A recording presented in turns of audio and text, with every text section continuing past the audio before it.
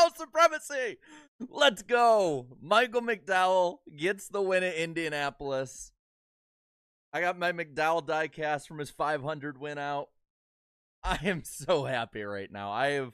I was so nervous. There's storms going on all around me. This stream may not even stay up longer than 5 minutes. I don't care.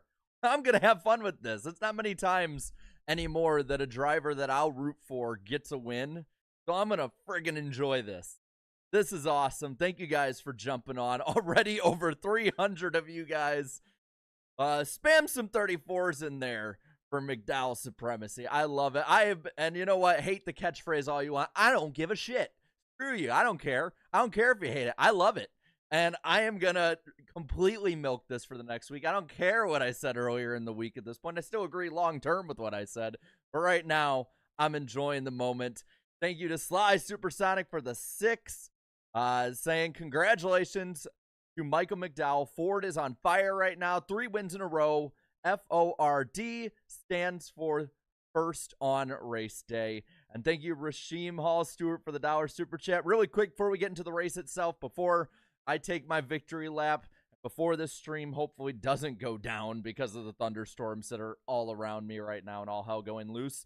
NBC has put up the playoff bracket and how it's looking right now. Now, the 13th winner of the season in Michael McDowell, we have a bit of a different picture when it comes to the playoff battle. No longer is the 34 battling with the 99. Right now, 14th place, Evan Harvick is plus 145. Brad Keselowski in 15th, plus 103.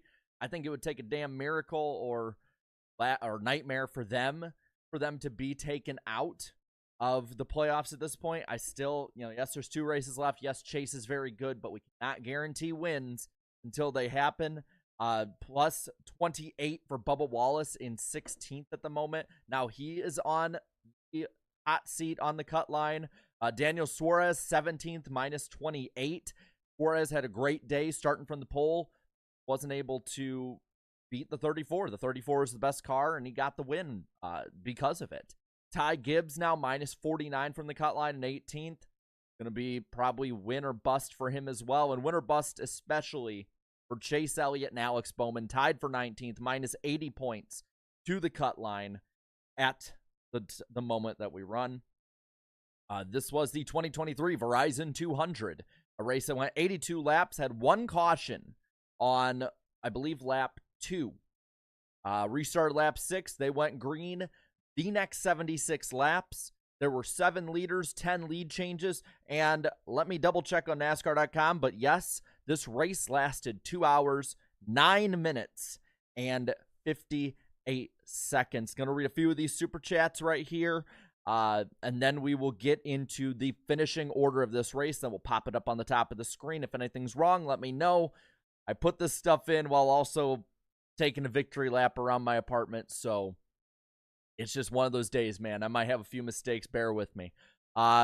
G-Rank 244, thank you for the 10. I ordered a Larson, Indy, and Coke 600 diecast today, or 500 it says, but I think 600 is what you meant. It's my second diecast ever after the Out of the Groove car. Nice. McDowell supremacy. Love it. Cal, thank you for the $5 super chat. Such a great ending. It was cool seeing all the drivers give McDowell a wave on the cooldown lap. Popular win for sure. Yeah, and he's going to be popular on Wednesday. NWP, this channel, going to be a ton of fun. Tyler McGonigal, thank you for the 5. Byron P14, great day considering how he had to start it. Yeah, I wish NBC would have covered that more because Byron, I think if there was an extra caution, even just one more caution, William Byron has a top 10, maybe top 5 finish. He was doing a great job getting through the field today. Last to 14th with 1 caution on lap 2. Congrats to McDowell and congrats to you, Gerald. Thank you. I appreciate it. Chatty Laddie, thank you for the 5. Big dub for Ford today. McDowell is a legit playoff sleeper. He deserves it greatly. I'm going to pump the brakes just about now. I think that if things go right, he can make it out of the round of 16. There's possibilities, yes, but there's chaotic possibilities too. But Ford for the win, but Todd Gilliland could have done better. Yes, could have. And Ross Crashtain, thank you for the 2. Bowman finished a race. Yes. Yes, he did. Fred Dog 81, thank you for the 2.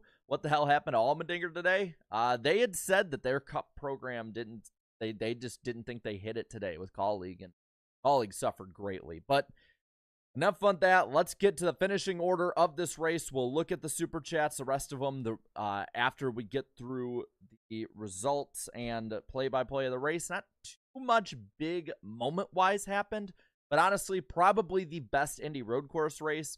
I just wish it wouldn't have taken until year 3 to get proper restart procedures for this race. I really wish that they would have done this starting year 1. I think this could have been a much bigger success, but still, far and away, the best Indy road course race NASCAR's had in the Cup Series. The winner of this race, of course, Michael McDowell, winning it by just under a second over Chase Elliott, who was charging, though Elliott has a bit of momentum now with that. They talked about it. He thinks he'll be even better at Watkins Glen. You know what? This is kind of a return to form for Elliott. He has struggled for his standards for the road courses, but today had winning speed. Just better car was out there, and McDowell today didn't turn a wheel the wrong way at all. McDowell, I want to see, I don't know how many laps McDowell led, but it has to be at least 2. At least. Daniel Suarez finishes 3rd. 4th is Tyler Reddick. 5th, Alex Bowman. 6th, Chase Briscoe. Martin Truex Jr. 7th. Kyle Larson in 8th. Then Christopher Bell 9th. And Shane Van Gisbergen finishes 10th in his follow-up to his Chicago win. I think a great performance overall, all things considered. And looking in the chat, Young Money says McDowell led 58 laps, at least from what you'd seen. So, again, solid, rock solid day. Chris Buescher now in 11th. 12th, Ty Gibbs. The thunder is booming around me. 13th is Ryan Blaney. Then 14th, William Byron. 15th, Austin Cindric. Austin Dillon follows him in 16th. 17th is Ross Chastain. After Chastain, we have, scrolling here, scrolling. Bubba Wallace in 18th. Not the worst day at a road course he's ever had. 19th, Denny Hamlin. Brad Keselowski comes home with a 20th place run. 21st, Harrison Burton. After Harrison, you have Kostecki coming home in 22nd in the 33 car for Richard Childress Racing. And rounding out the lead lap drivers today, pretty much a no-show, Kevin Harvick. After Harvick, we have Mike Rockenfeller. First car a lap down. There's a lot of lap down cars. Ricky Stenhouse Jr. follows him up in the 25th spot. 26th is Allmendinger. 27th, Ty Dillon. Jenson Button, 28th. 29th, Corey LaJoie. 30th, Andy Lally in the 51. So 2 top 30 finishes for Rick Ware Racing in a nearly full field. Ryan Preece will bring it home in the 31st spot. 32nd is Josh Bilicki. Kobayashi comes home 33rd. After that is Logano in 34th. 35th, Eric Jones, final car 1 lap down. After that, Kyle Busch with a valve spring issue comes home 36th, 2 laps down. Todd Gilliland, 2 laps down in 37th. Justin Haley ran last pretty much all day till right at the end, finishes 38th. And Eric Almirola, I believe, fell out of the race in the last 3 laps or so. He finishes dead last on the day. Pop up the results on the top of the screen. And looking at some of these super chats that have come in. By the way, lick that like button. Let's get those likes up there as we go. Fred Dog 81 was the last one I had, so we'll go to Herschel saying congrats to McDowell. No stage breaks, just awesome. I agree. I think it's awesome. No stage breaks should be the norm, not just for road courses. In my opinion, it should be that way in NASCAR. John is Minty. Thank you for the 5. Your first super chat on the channel. Cool for McDowell, but as an Elliott fan, it's a gut punch. Feel great about the Glen, but it's so hard to win. Yeah, as an Elliott fan, I mean, I think the last 5 or so laps, I think he was, before 5 to go, he was saving his tires a bit as he was getting through the lap traffic. But he probably had the better car right at the finish. It just was too little too late. Again, the 34 team, McDowell, They ran pretty much a perfect race. I don't think there's any way around it. It was a perfect race, a pretty dominant one at that. But man, what I will say, yes, there was no major action. Yes, the only caution was because of Joey Logano making an ass out of himself for the second year in a row at the Indy road course. But I still had a lot of fun with this race, man.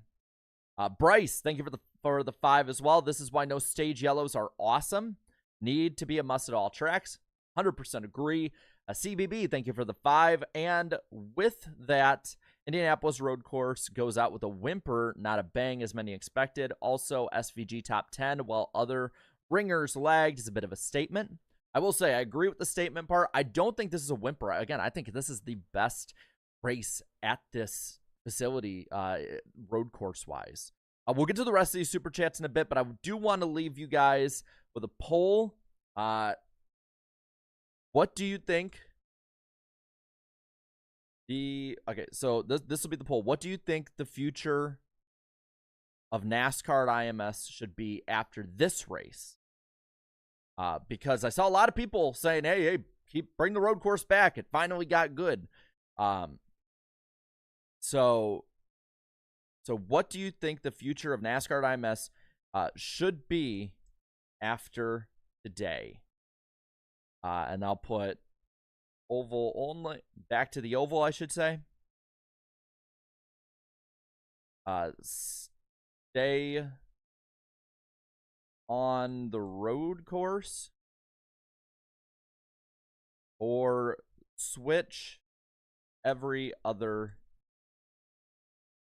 Yes, what do you think the future of the NASCAR event at IMS should be after today? Back to the oval, stay on the road course, or switch every other year? Asking you guys, poll is up now. By the way, the poll is on the community tab for what you thought of this race. So on top of let me know here, definitely let me know when it comes to that as well. But let's get into this race. This race started out with Daniel Suarez on the pole. Suarez was mighty strong throughout most of this race as well. He and Chase Elliott were the only two on speed that could beat the 34. There's no other way around it. They were the only ones, in my opinion, who had the speed, had the cruise for the most part until Suarez had that slow stop. They were the only ones that could stay with him.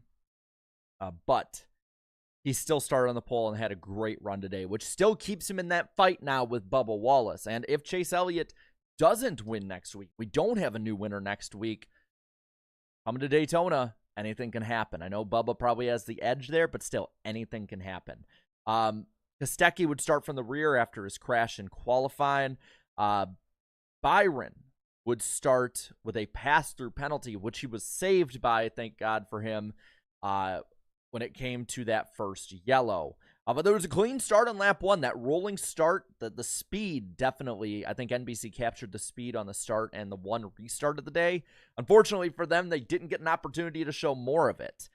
But I do like that they captured that speed. But yes, like I said, lap 2, Justin Haley hard into the wall out of the S's. Him and Logano got into each other. Logano going side by side, trying to send it, and ultimately took out Haley in the process. Haley, again, like I said, puttered around a lap or two down all day in last and was only saved from a last place finish by a late swing coming in from Eric Almirola. On lap 6, you have the restart. Logano, again, he spins in turn 1. Logano and this track are just, they're a match made in hell. It seems like Logano just, he was trying to, I don't know if he was braking too late or he was trying to send it to try and win the race on lap 6. But it was very similar, in my opinion, to what he did last year, causing a lot of cars to go around. He just didn't have as many cars around him. I believe that also caused Van Gisbergen to get into Ty Gibbs, or at least sort of led to that. Gibbs went around, not a solid day when it came to the amount of times Gibbs ended up in some kind of action. But from there, it really was a fight between the 34, the 99, and the 9. And that's the order it would end out in. Once McDowell got the lead, he won the stage. He got his 10 points regular season-wise, which was great for him, but also got a playoff point on top of the 5 he got from this win. So he's going in at the very least with 6 playoff points. Hey, you know what? He's a great road course racer. He might win a stage next week at Watkins Glen, maybe he'll get a win there. He's great at the super speedways. So McDowell will definitely be somebody to watch as a wild card. I will say that. So I agree with that. I don't know if I'd say he would make it too much further. I think his ceiling is the round of 12, unless, again, miracles can happen. But great run there. So he wins stage 1. Suarez second in stage 1. Then Elliott third. Reddick fourth. Fifth was Larson. Then sixth, Kyle Busch. Christopher Bell in seventh. Eighth, Alex Bowman. Shane Van Gisbergen comes home ninth in the stage. See, it's not that hard to say. And Martin Truex Jr. 10th in the stage. Now, some were choosing to pit before and after the stage. A lot of people really making it a two-stop race at this point. The 11 and the 6, though, played an interesting strategy. They chose to stay out. The 6 had pitted on that first caution. Hamlin was trying to spread it all the way to the end of the stage, which I love the strategy play on that one. The difference between today and the Xfinity race, in my opinion, is that strategy was allowed to play out more today. And that is something that I think all road courses should work to try and get in some way. Yes, I know that they can't help if drivers spin, if there's caution, stuff like that. But road course races where strategy can play out, I think this is the way. Looking at the poll right now, 51% of you, I'm going to end it right now, 51% of you, after over 300 votes, say that they should go back to the oval. 41% say switch it every other year. And 8% of you say, hey, you know what, to stay on the road course, this is the better way to go about it. So, interesting split up there. As we go through stage 2, AJ Allmendinger will be spun by Ryan Blaney. He said he would spin him, crash him, whatever. If he got back to him, well, he never got back to him. AJ Allmendinger looked like a scrub out there, in all honesty. He did not look like one of the best road course drivers I think NASCAR has seen. He was a no-show by all accounts and is completely, I think, in must-win territory right now. He has to go all out at Watkins Glen.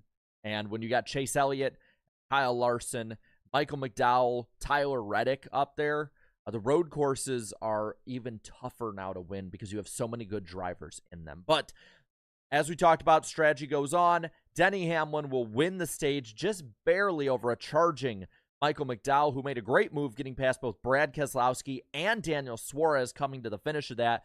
That was also very instrumental as well. And yes, like Noah Coleman said, when it comes to Watkins Glen, can't forget about Martin Truex Jr. too. He'll probably be up there in the top 5 or 3 even. But yes, the strategy is, or the stage ends with Hamlin in first, McDowell second, third was Daniel Suarez, then fourth Brad Keselowski, fifth was Chase Elliott, I believe. I think I wrote Suarez. I believe it was Elliott. Correct me if I'm wrong if I mixed those two up on it. I was writing notes in such a fast manner there. Kyle Busch in sixth. Seventh was Reddick. Eighth was Bowman. Ninth, Briscoe and Larson, a top 10 in stage 2. A lot of people saying that Elliott was pissed. And Breadman Productions says, you're just here to see me happy about McDowell winning the race. Well, I will not disappoint. I'm very happy. I have my 34 diecast, the Daytona 500 I was at, ready to go. And how about that for McDowell? You know, a lot of people said that Daytona 500, you know, let's take a little stage break here between the final stage and stage 2. A lot of people said that McDowell's win in the 500 was a fluke. And you know what? By all intents and purposes, it really had been. But he's run a lot better. He's competed a lot more. And now he has won at Daytona International Speedway and Indianapolis Motor Speedway, 2 of the most famous tracks on earth in all of racing. And this is not a fluke. This is a full-on ass whooping, which I never thought I would see. Really quick, let's get through some of these super chats, and then we'll get to the final stage and talk a little bit more about what we got. So, Video Game Sports, thank you for the 5. McDowell is impossible not to like. So refreshing to see the nice guy win. He reminds me of Mark Martin in that way. McDowell supremacy reigns again. Yes, and I love seeing McDowell win. I remember back in the day, it's amazing to say this, 15 years ago, when McDowell was just known as a guy that flipped at Texas. And he was known as just that. He was kicked out of that ride by the end of the year. He puttered around. People thought he blew his chance in Cup when he was asked in, I believe, 2011, yes, to sub for Kyle Busch. Ran like crap at Texas. And he has slowly built his way up. That team has slowly built their way up. And now they are in the playoffs. And they, I think for the first time, because yes, they were in the playoffs with Chris Buescher, but for the first time are deserving to be in the playoffs and can actually make a little noise against who's in there right now. This is a strong playoff field. Unless we have Ty Dillon win at Daytona or Harrison Burton, I think you cannot make a mistake in any round. Unless you're someone like Byron who has and Busch, who have a lot of playoff points, and Truex. I don't even think the first round you can make a mistake because it's going to be that packed in close together. So I love it. And Timmy Wolf, thank you for being a member for 4 months. Super happy for McDowell, bummed for Elliott. I understand that. And as an Elliott, as Elliott fans, you got to be at least happy, though, that he has really come back to form. I think that's something that a lot of people have been highlighting, is that Elliott did not look the same on the road courses, and now he was competing for a win and looked like Elliott of old. He was the one on the charge at the end. If McDowell made a mistake, Chase Elliott wins this race. No way around it.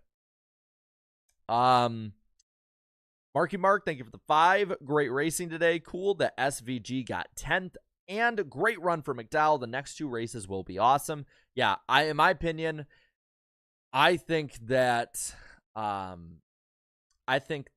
Watkins Glen is always really fun. I think it's probably in the top 2 road courses for just about anyone. And Daytona, from what it looks like, knock on wood,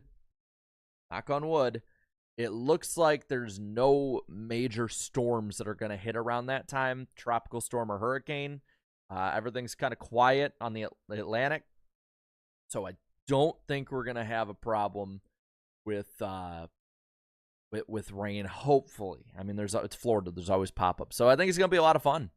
I really do. NJJ, thank you for the 199. Thoughts on Willie B? Hard charge today. I think if he was able to actually have a few more cautions, he'd have a top 10 easily. Maybe even compete for a top 5.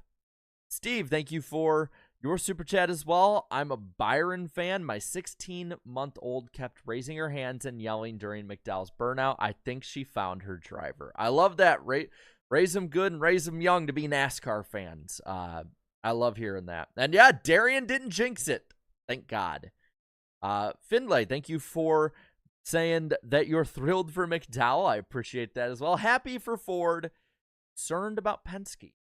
Yes, for the first time in a while, it feels like, off of speed, Penske just was a no-show. Blaney 13th, Cindric in 15th.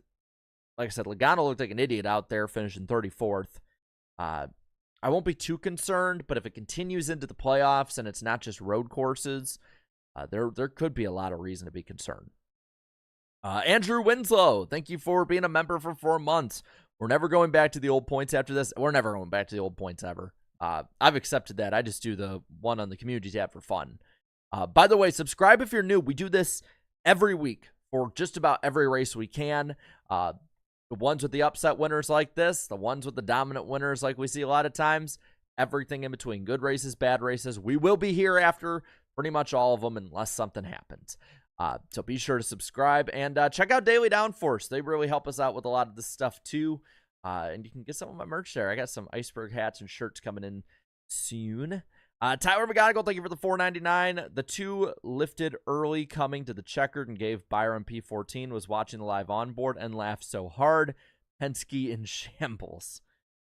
That's ridiculous. That's ridiculous. But good for Byron. Twin Spinner, thank you for the 2. Chase finished 2nd in both of McDowell's wins. That's right, he did. And they were both good finishes, I think, at least competitive finishes. But let's get to the final stage here on lap 36 after Denny Hamlin and Brad Keselowski play their strategy. They pit. McDowell will get the lead over Elliott. Now, I'm going to warn you guys on this. If I'm a little fuzzy on the details, because of the storms going on around me, there was the local news, and I was watching on my local news on YouTube TV. They were doing the severe weather coverage, so I had the race on a small screen side by side. Props to Nashville's NBC affiliate for that. But it was quiet. And because of that, I did not get to hear most of the analysis until about 10 to go from the final stage on. So if I'm fuzzy on all of it or whatnot, let me know. Well, let's get into it. So SVG was starting to charge. He was running in the teens most of the day, but in the final stage, racing the top 10 for most of it. He had finally found the speed in that car. He was just too far behind, not enough opportunities. I don't think he had winning speed. I think he probably had a 7th place car today. But still, when you look, like I saw a few say earlier, when you look at the finishing order of this race, and you look at those who jumped into this race as ringers, as international invasion, as whoever you want to say they are. Van Gisbergen, of course, the top one, which I think a lot of us expected, especially after Chicago. But when you look at the others through the field, I'm scrolling through right now. You had Kostecki in 22nd, Rockenfeller in 24th, Button in 28th, Lally in 30th. I'd consider him a ringer. Kobayashi in 33rd. So I think that's a statement win, personally. I won't say, I think it's a win on a small scale, I should say. Statement run, though, by SVG. He's going to be a threat at these road courses when he races NASCAR full-time next year. From the sounds of it, he's going to split it between series, so I don't think he's going to be a full-time Cup guy, but he will be full-time next year getting experience, and that's what matters. But great run by him, and around the same time, Kyle Busch had a valve spring issue. Busch, again, was another car. I think that was a top 5 car today. Had that issue, fell about 2 seconds off the pace, and by the end of the day, he ended up falling to 36th. Not a good run for Kyle Busch at all. Terrible momentum heading into the playoffs for this 8. Then 34 to go. Yeah, pit stop starting. The 99 moves Chase Elliott around this time. But once they go into pit road, this pretty much squashed Daniel Suarez's options of winning. Slow pit stop. The 34 gets out front. The 9 gets by him. And looking at the final finishing order, he was never able to recover against those two. Finished 5.75 seconds behind the winner. And came home with a 3rd place run. Helped him keep pace with Bubba, who was, I believe, 58 up going in. And let me double check this one more time. But I believe now, what did I say? Was it 28 is the gap? Yes, 28 is the gap. So we gained 30 points on Bubba Wallace in one race. Got another road course. Bubba Wallace is not very good at road courses. So this could get a lot closer heading to Daytona, especially if there's not a new winner. Again, Chase Elliott could very well win this race. AJ Allmendinger, I think, could win this coming race. So a lot to go on with that. With 23 to go, this is when you start thinking, man, we could actually go green to the finish. This is the race between the 34 and the 9. They're getting through lap traffic. The 38 spins. There's others spinning, but no yellows are out as McDowell pulls away up to about 10 to go. After that, they get in the lap traffic. Elliott starts chipping into the lead because at one point, McDowell was up by about 3.5 seconds over Elliott. I think McDowell was taking it a little easy, also getting through that lap traffic. With 5 to go, we got to the closest we would get to a caution on the day. AJ Allmendinger is in the gravel. At this point, I'm getting scared. As someone who roots for McDowell, they're scaring me at this point. But no caution for it. They keep going. Elliott keeps chipping away for the lead. Within about 1.5 seconds at the white flag, closing in more and more. You can visibly see the 9 coming in as the 34 is on the edge of control, trying to stay ahead of him. McDowell dueled one of the best road course races ever in NASCAR and deserved the win. Deserved the win fully. Gets the victory on the day. An impressive victory because of only having one caution. It was damn near a caution-free race. Every one of the 39 cars, from what it looks like, were running at the finish. I would have to double check just in case Almirola wasn't. But again, I think a statement win for Michael McDowell in that. We'll get to Super Chats in a moment, but I want to look also in the chat what you guys think as well. It was a lot of fun, man. A lot of fun. And especially for not having many, cautions. You know, that they could have very easily gotten overly spread out, and nobody could have actually gone out and got a win. And you're looking at Cadillac John Briscoe showed up today. Briscoe, I believe, got a top 10, if I'm not wrong. Yes, a 6th place run on the day. Let's look at some of these finishers, though, that had good runs out. You know, McDowell, of course, is going to be the talk of the series. Should be. And I'm really happy that it's heading into my channel for the NWP this week on Wednesday for that, because we're going to have a ton to talk about. Alex Bowman with a 5th place run. And this is amazing, guys. I want to talk to you guys really quick about the gap. The haves and the have-nots for this race. So you had McDowell by 0.937 seconds over Elliott, 5.75 to Suarez, 6.4 back to Tyler Reddick. Bowman finished 20 seconds behind. So there was a 14-second gap between Tyler Reddick and Alex Bowman in this. But still, Bowman comes home with a 5th place run. Unfortunately, I think it's a little too late. I don't see him winning at Watkins Glen. I don't see him making up 80 points in 2 races. He would have to finish second. Let's see. He'd have to finish second in both races and score at least 6 stage points a race, and have Bubba Wallace finish last in both races with no stage points. Either could at some point maybe happen, but the likelihood is minuscule. Looking at some of these other finishes, we talked about Briscoe in 6th, talked about Van Gisbergen in 10th. Ty Gibbs recovered after those spins, comes home 12th. William Byron recovers from basically being put almost a lap down at the very start to 14th. Bubba Wallace survives to an 18th place run. And then from there, we can start looking at the guys that struggled bad. 23rd place, Kevin Harvick, last car in the lead lap, finished 90 seconds behind. Pretty terrible run for him. AJ Allmendinger, a lap down, 26th. Looked like I said earlier, a scrub out there. Let's see, Ryan Preece, 31st, terrible run for him. Joey Logano, 34th, looked like a ping pong ball. And then you had Eric Jones, the final car, lap down in 35th. Kyle Busch, valve spring issue, 2 laps down for Justin Haley after that wreck. Was never going to recover. So a big shuffle, I think, in where we normally would see different people finishing. Let's look at the final super chats on the day. Isaac, thank you for the 2. McDowell's my mom's favorite driver. Woohoo! Nice. Yeah, McDowell supremacy, baby. The happiest I've been seeing a driver win since Dale Jr. won. Because I will never have a favorite like Dale Jr. ever again. That childhood favorite driver, no matter who it is always going to have that special place in your heart. But McDowell is a good second. He's a good replacement for modern NASCAR. I love when underdogs win, man. I love when underdogs win.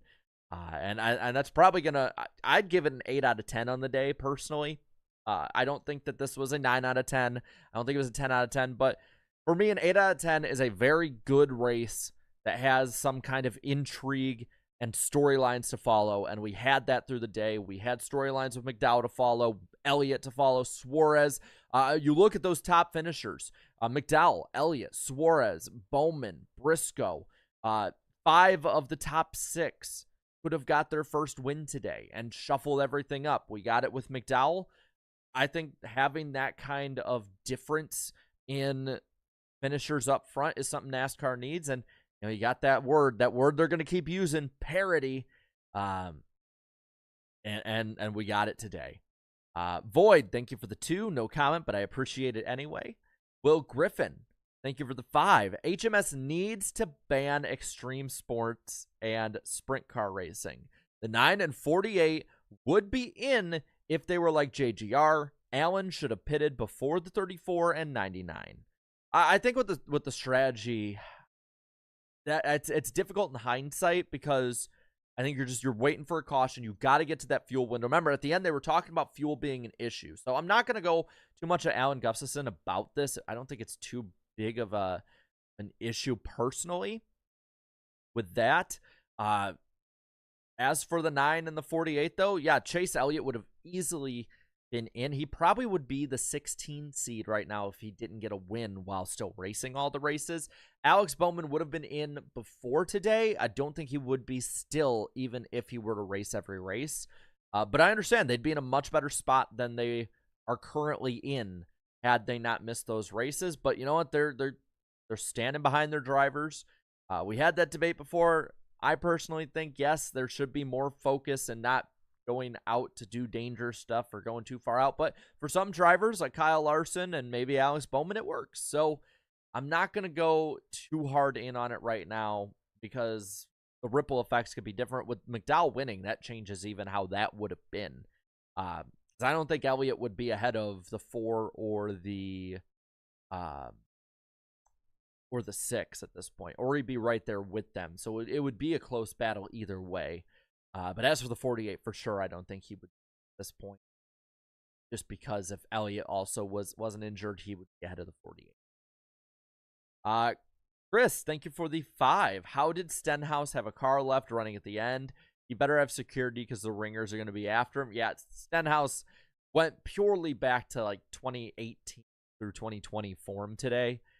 Just was not out there. He was out there, I should say. But man, that was rough. Steve, thank you for the 5. HMS blocked me on Twitter for saying, "Come on, guys, what are we doing?" For their Wallpaper Wednesday account. How soft. Want Byron to switch teams now. I don't think that's gonna happen. As for social media stuff, don't take it too hard. Because what's that one dude's name? He was in Hot Tub Time Machine in 2012. I can't remember his name, but he's John Cusack. He blocked me on Twitter, and I have no idea why, because I went back and checked, and I never tweeted at or about him. Void, thank you for the 2. I appreciate it. No comment again, but I appreciate the donation either way. And Monster Shots, thank you for becoming a new Iceberg member. Appreciate it a ton. Austin Blanset, thank you for the 5. I'm a Chase fan, but I also love Michael.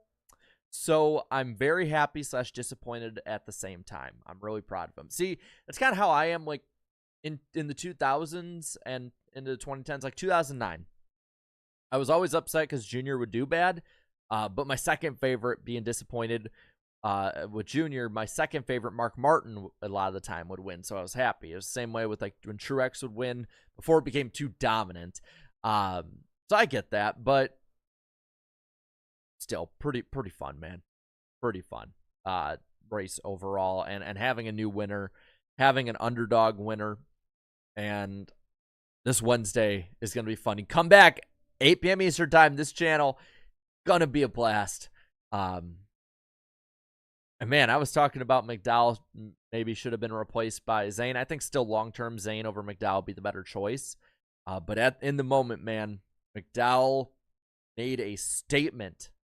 And like John saying, maybe he just didn't like you. Maybe. There's a lot of people that don't like me out there. Austin Blanset, thank you for the 5 as well. Talking about the Noah Gragson incident.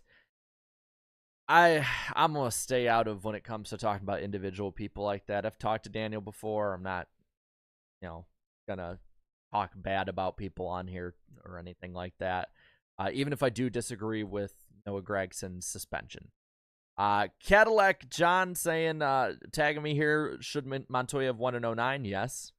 Yeah, Blue Jimmy brings up, yes, Wednesday for the podcast, Friday on IDK Players channel. I'll be commentating for the NWP 400 qualifying duels, twin 125s, and that race the next Tuesday, August 22nd. Man, we're going to have a lot to talk about this week on the NWP. We're going to have a lot to talk about in videos. I'm probably going to make a victory lap video about McDowell, so be on the lookout for that tomorrow. Man, I had fun today. I had a lot of fun. Oh, and thank you again for the 5 for Austin. No problem. No problem at all, man. But I think that's going to do it. Man, what a day. What a day. Thank you guys so much for watching. I am amazed that this stream didn't have any lag issues, no drop frames, no nothing with this thunderstorms. If you didn't hear the thunderstorms over the mic, I have a damn good mic then.